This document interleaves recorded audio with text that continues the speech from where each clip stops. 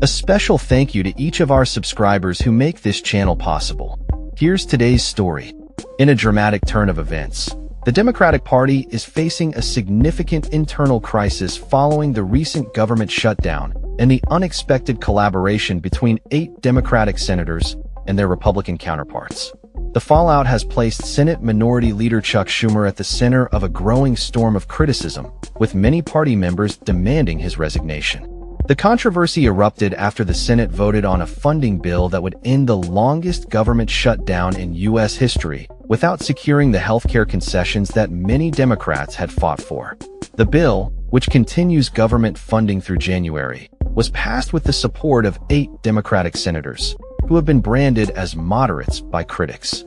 This decision has left many in the party feeling betrayed, particularly as it came without any guarantees for extending tax credits that lower premiums for Affordable Care Act (ACA) health plans.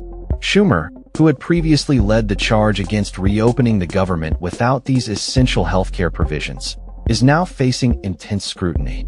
Critics argue that he has failed to unify the party and has allowed a significant compromise to slip through their fingers. Rick Wilson, a former Republican strategist and co-founder of the anti-Trump Lincoln Project, did not hold back in his condemnation of Schumer, stating that the minority leader should resign immediately if he had any sense of honor. Last night, 8 moderate Democrats got played.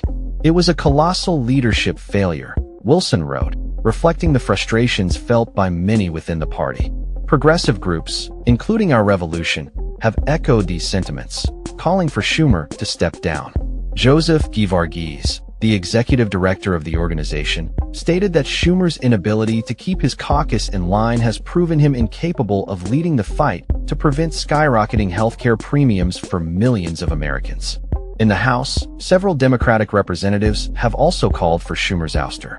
Mike Levin, who represents a crucial swing district in California, expressed that Schumer has not met the moment and that the party would be wise to move on from his leadership.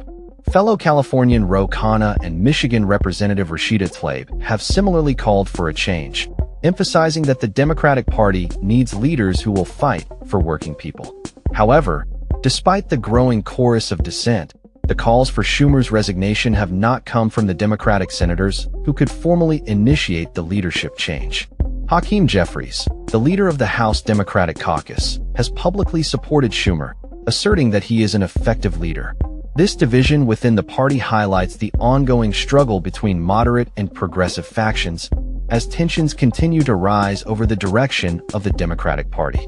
The recent government funding battle mirrors earlier conflicts, particularly one that occurred during Donald Trump's presidency, where Schumer faced backlash for his decisions.